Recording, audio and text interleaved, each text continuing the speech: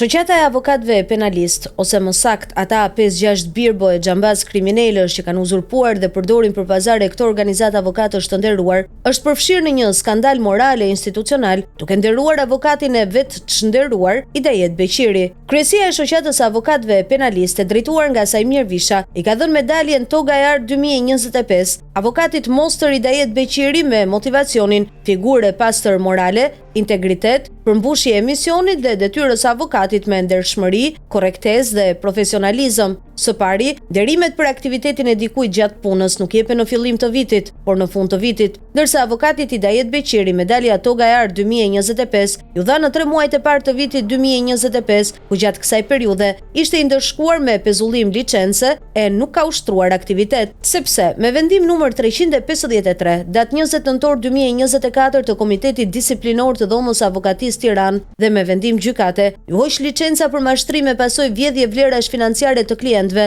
mos kryerje shërbimesh avokatie dhe pazare me palët kundërshtare. Së dyti, kryesia e shoqatës avokatëve penalist që e njohin mirë kodin penal dhe ligjin për dekriminalizimin e kodin etik, nuk duhet të nderonin avokatin Moster Hidayet Beqiri, sepse kur ishte kryetari i gjykatës së Krujës, u dënua me 1 vit burg për falsifikim vendimesh gjyqësore, ndërsa me vendim numër 736 datë 28 shtator 1996 të gjykatës së Tiranës, Hidayet Beqiri është dënuar 15 vite burg me akuzën për krime kundër njerëzimit në bashkëpunim me drejtuesit e ish diktaturës komuniste. Në dosjet e drejtësisë së BE, rezulton se më 3 qershor 2010, me vendim të gjykatës së rajonit Liezh në Belgjik, lënë në fuqi nga gjykata e apelit dhe e kasacionit atje, Hidayet Beqiri është dënuar 4 vite burg për vjedhjen e vlerave të mëdha financiare nga emigrantët shqiptar nëpërmjet mashtrimit, duke u prezantuar si drejtues i lartë i UÇK me emrin fals Alban Vjosa. Më 24 maj 2012 është arrestuar në Kosovë ku fshihet me 4 emra fals, i kërkuar nga drejtësia e Belgjikës dhe i skeduar nga FBI e DEA